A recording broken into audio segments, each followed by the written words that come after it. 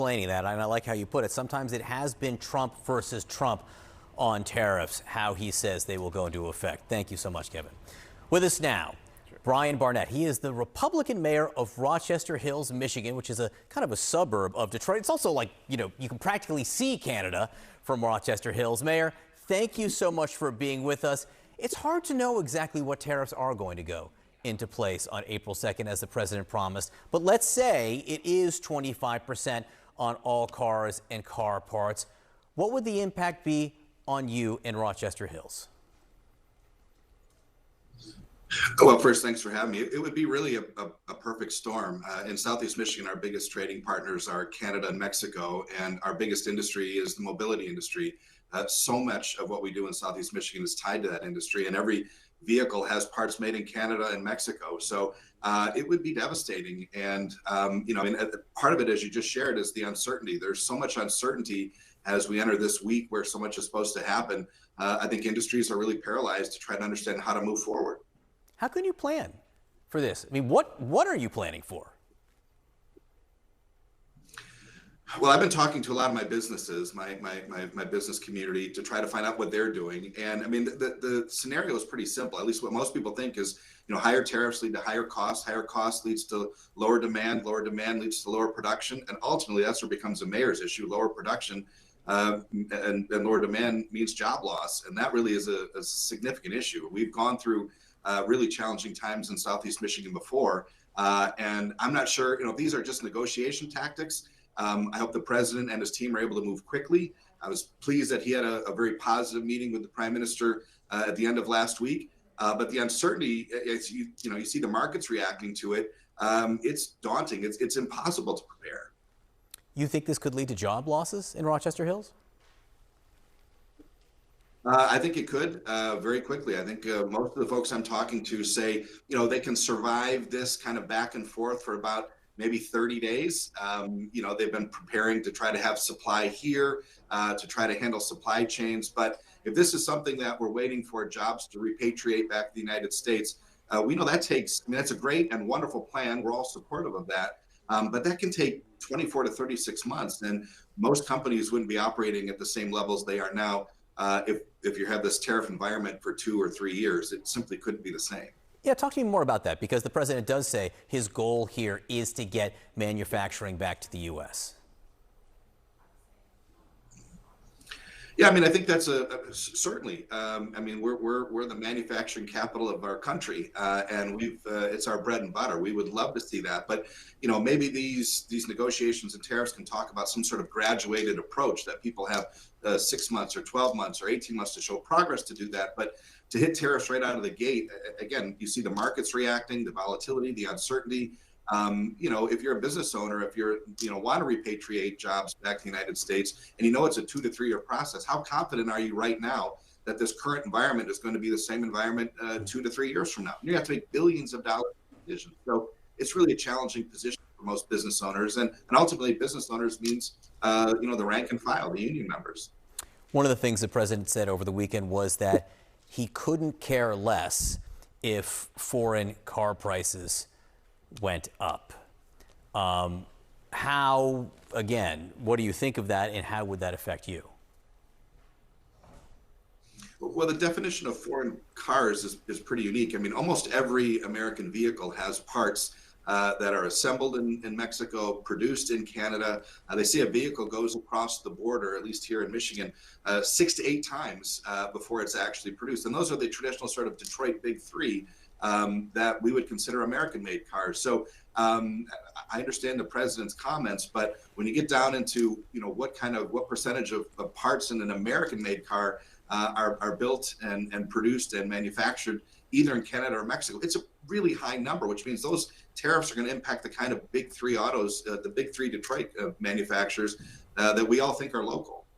What are you hearing from voters on this? I mean, I know you're very busy doing your job, governing and governance, but what are voters saying about this, and could this have a political impact?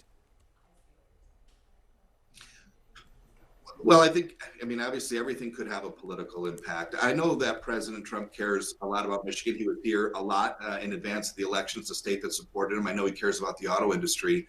And I think people are just nervous because there's so much uncertainty. Again, just looking at your reporting, I mean, every 24 hours, the countries, the amounts, the days it starts and stops, just start and stop, for end users. And that makes it so difficult. It makes it difficult for capital. It makes it difficult for long-term planning. It makes it difficult for local officials to try to understand how we can support. My job right now is to just keep sharing the stories of my community of Rochester Hills and how I think it will impact our community, and hope that the president will take that into account as we make decisions.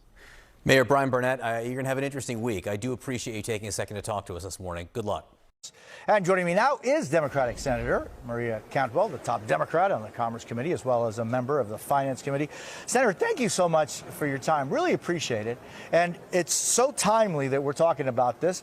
What would your proposal do?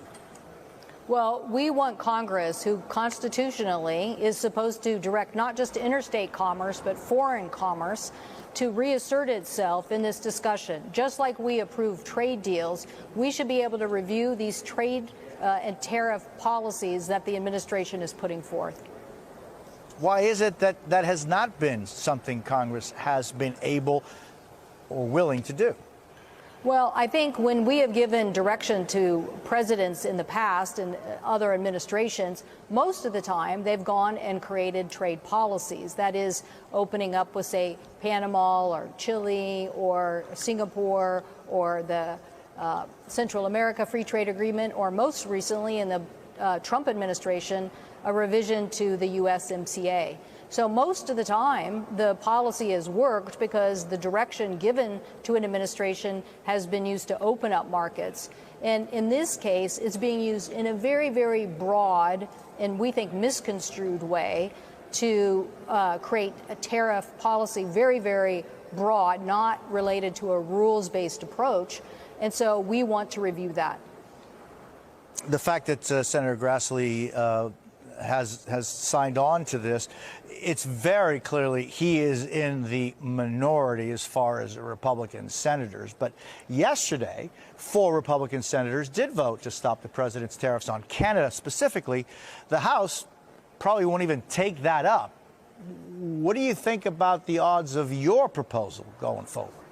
Well, the reason why Senator Grassley and I wanted to work together on a very thoughtful approach and why we kept it to the two of us is because as the ranking member on commerce, obviously I know a lot, and my state is a very big export commerce state. We know a lot about this authority granted by the Constitution to Congress. And Senator Grassley, as the previous chair of the Finance Committee, has been involved in the last several years, not only in these trade agreements, but in trying to look at a policy that we could get our colleagues to join in on.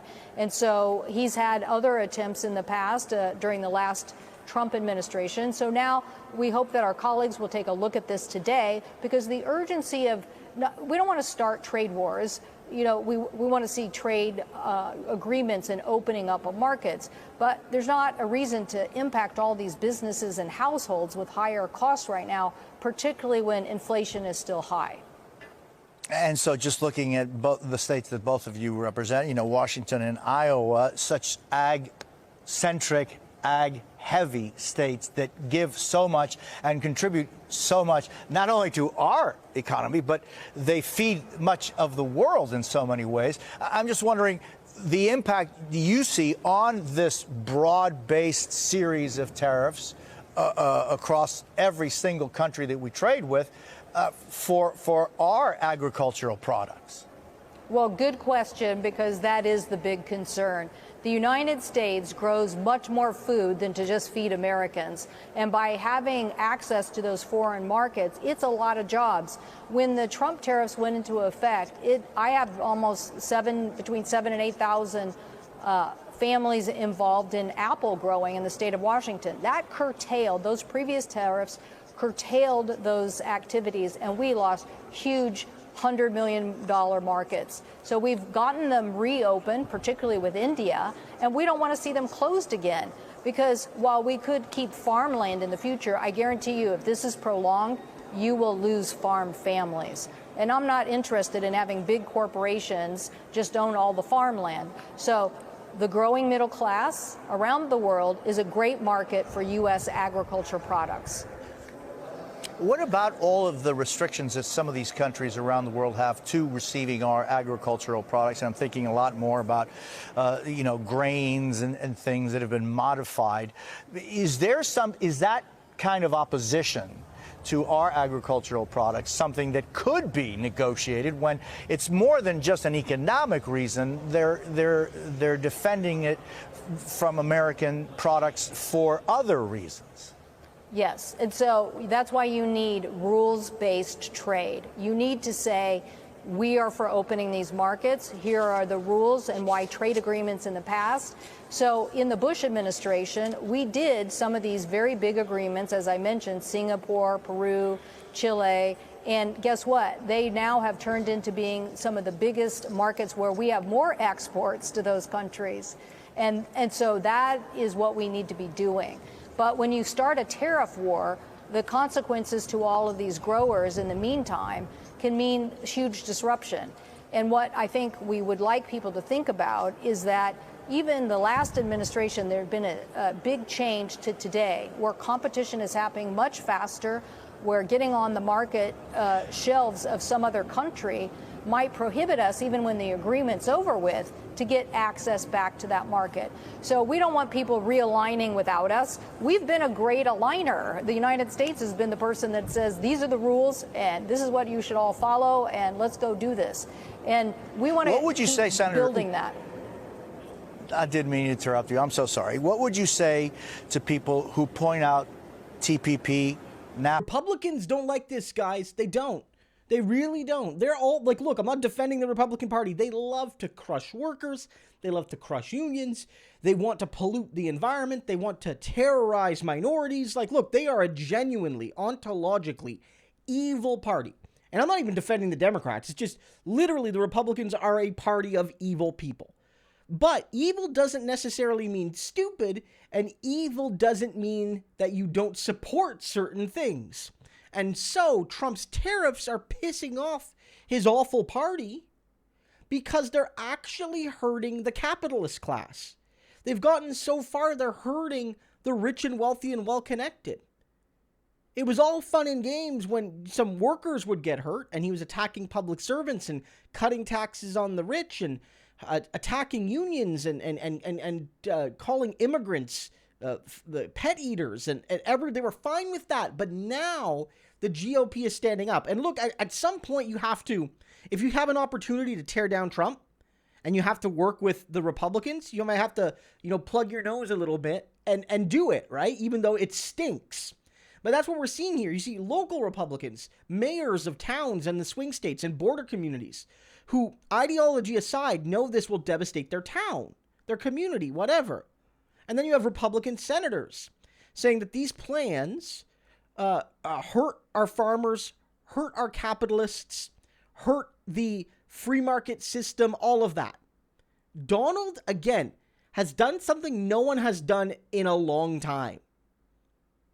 Controversially, he's united Americans more than at any point since 9/11 in hating him.